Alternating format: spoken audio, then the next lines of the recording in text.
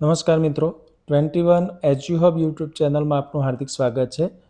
મિત્રો, વર્ગ વ્યવહાર અને મૂલ્યાંકનના 10 ગુણ્યા અગત્યના પ્રશ્નોની એમસીક્યુ સિરીઝમાં આજે આપણે પરીક્ષાલક્ષી અગત્યના 10 એમસીક્યુ પ્રશ્નોની વાત કરવાના છીએ. તો શરૂઆત કરીએ મિત્રો. પ્રશ્ન 1 છે કે શૈક્ષણિક ટેકનોલોજીના જે સોફ્ટવેર અભિગમના મૂળ આધાર કયું વિજ્ઞાન છે અને તેનું મુખ્ય ઉદાહરણ નીચેનામાંથી કયું છે?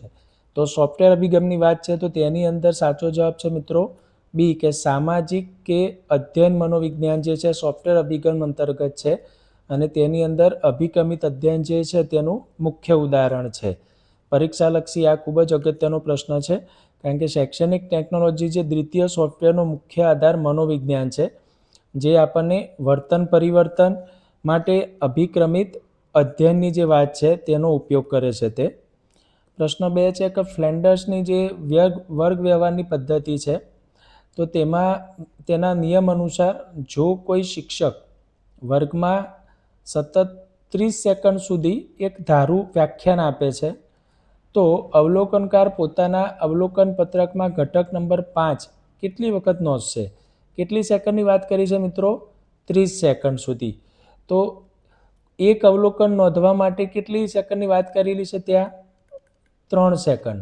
તો આવા 30 સેકન્ડમાં તેને નોંધવાના છે. તો 3 સેકન્ડમાં એક અવલોકન નોંધાય છે. તો 30 સેકન્ડમાં કેટલા અવલોકનો થશે મિત્રો? 10 અવલોકન થશે. એટલે કે આપણો સાચો જવાબ શું થશે? અવલોકન ઘટક નંબર 5 10 વખત ઉદ્ભવશે. ત્યારબાદ આગળનો પ્રશ્ન છે કે ક્રિયાત્મક સંશોધનમાં સમસ્યાના સંભવિત કારણોની યાદી બનાવતી વખતે કારણ હકીકત છે કે નહીં તે નિશ્ચિત કરવા માટે નીચેનામાંથી કયો આધાર યોગ્ય નથી? તો સાચો વિકલ્પ થશે મિત્રો સી, કે શિક્ષકનું કોઈ પણ આધાર વિનાનું પોતાનું વ્યક્તિગત અનુમાન જે છે તે આમાં યોગ્ય રીતે ઉપયોગમાં લેવામાં આવતું નથી. એટલે કે શિક્ષક કોઈ પણ આધાર વિનાનું અનુમાન માત્ર શું કરે છે? એને શું કહેવામાં આવે છે? ધારણા કહેવામાં આવે છે. જ્યારે સંદર્ભ સાહિત્ય કે મુલાકાત આધારિત જે માહિતી હોય છે તેને હકીકત કહેવામાં આવે છે.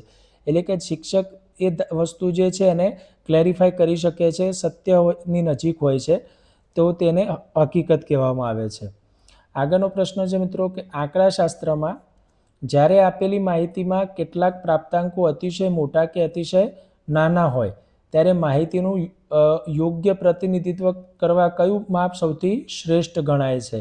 તો મધ્યસ્થ જે છે એ સૌથી શ્રેષ્ઠ માપ ગણાય છે, કારણ કે મધ્યકની અંદર અતિશય નાના કે મોટા પ્રાપ્તાંકોની સીધી જ અસર પડતી હોય છે મધ્યક એટલે કે સરાસરી ઉપર.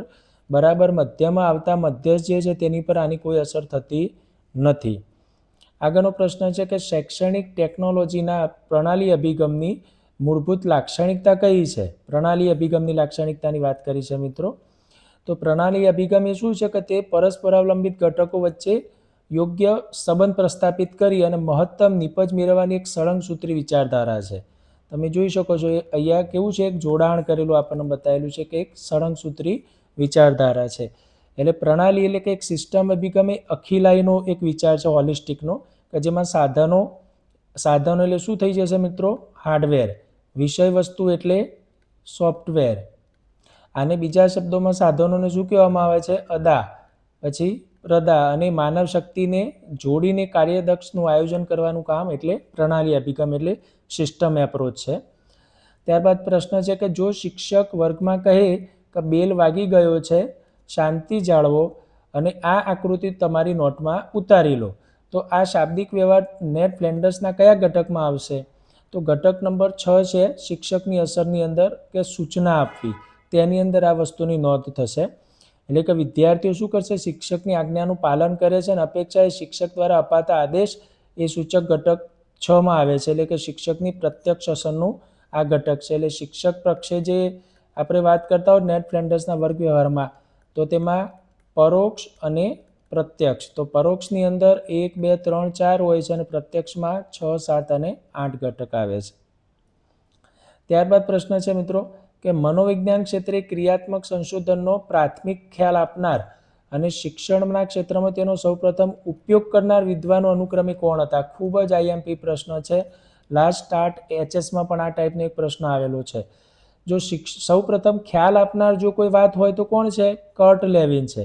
પણ શિક્ષણ ક્ષેત્રે તેનો સૌપ્રથમ ઉપયોગ કરવાની વાત આવે તો સ્ટીફન એમ કોરે છે. એટલે વિકલ્પ બી જે છે આપણો સાચો ઉત્તર છે. મિત્રો આ ખાસ ધ્યાન રાખશો. આમાં 1940ના દશકામાં કર્ટ લેવિને સૌપ્રથમ ખ્યાલ આપ્યો હતો, જ્યારે 1953માં સ્ટીફન એમ કોરે શિક્ષણના ક્ષેત્રમાં તેનો સૌપ્રથમ ઉપયોગ કર્યો હતો.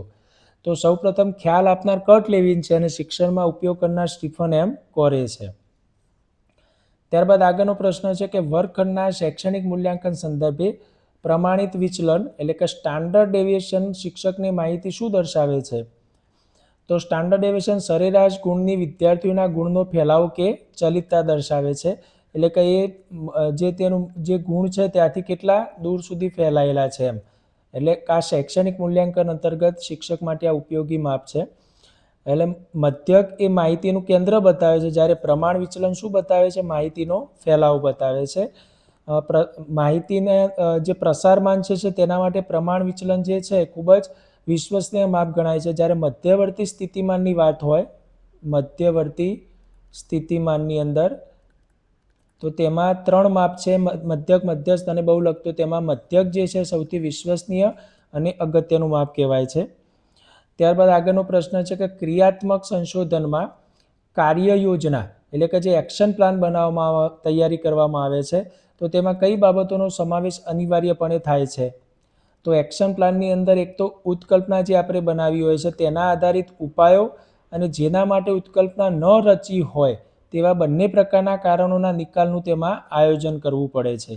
તો એક્શન રિસર્ચ અંતર્ગત આ પ્રશ્ન ખૂબ જ અગત્યનો છે. એટલે કે કાર્ય યોજનામાં ઉત્કલ્પનાની આધારિત કારણોની સાથે જેના માટે ઉત્કલ્પના ન રચી હોય, જેમ કે વાલીની મુલાકાત, તો તેને પણ અગ્રતાક્રમ મુજબ સમાવેશ કરવો જોઈએ. ત્યારબાદ પ્રશ્ન છે કે શિક્ષકના વર્ગ વ્યવહારનું વિશ્લેષણ કરતી વખતે શિક્ષક વિષયવસ્તુની ચર્ચા સિવાય વિદ્યાર્થીઓને કેટલું પ્રોત્સાહન આપે છે તે દર્શાવતી શુદ્ધ પરોક્ષ અસર જાણવા માટે કયું સૂત્ર વપરાય છે? તો તેનો સાચો જવાબ છે મિત્રો 1 થી 3 ઘટક નંબર 1 થી 3નો સરવાળો અને એના ભાગ્યા ઘટક નંબર 6 થી 8નો સરવાળો. ફક્ત પરોક્ષ અસરની મિત્રો વાત કરી હોત, ફક્ત પરોક્ષ અસર, શિક્ષકની પરોક્ષ અસરની વાત કરી હોત તો જવાબ શું થત? ઘટક નંબર 1 થી 4નો સરવાળો અને એના ભાગ્યા ઘટક નંબર 5 થી 7નો સરવાળો. અને આને કહેવામાં આવે છે આઈડી રેશિયો પણ કહેવામાં આવે છે. અને જ્યારે પરોક્ષ અસરની વાત, ફક્ત શુદ્ધ પરોક્ષ અસરની જ્યારે વાત આવે છે તો અહીંયા ઘટક નંબર 4 અને ઘટક નંબર 5 દૂર થઈ જાય છે. એટલે કે 1 થી 3 અને 6, 7નો સરવાળો આવે છે. આ પરીક્ષા માટે ખૂબ જ અગત્યનો આઈએમપી પ્રશ્ન છે મિત્રો. એટલે શુદ્ધ પરોક્ષ અસરમાં વિષય વસ્તુના ઘટકોના પ્રશ્નો જે 4 અને વ્યાખ્યાન 5 બાદ કરી દેવામાં આવે છે. એટલે 1 + 2 + 3 ભાગ્યા 6 + 7નું ગુણોત્તર. અને આ જવાબ 1 કરતો વધુ હોય તો એ વધુ સારો કહી શકાય છે. એટલે આઈડી રેશિયોનું માપ 1 થી વધુ હોય તો વર્ગખંડની જે પ્રક્રિયા જે છે વધુ અસરકારક અને સારી છે તેવું કહી શકાય છે. તો મિત્રો આ પ્રશ્નો આપણને ખૂબ જ ઉપયોગી થવાના છે ટાટ ટેસ્ટની પરીક્ષાની અંદર. આવા જ અગત્યના પ્રશ્નો સાથે આપણે ફરીથી મળીશું. આભાર.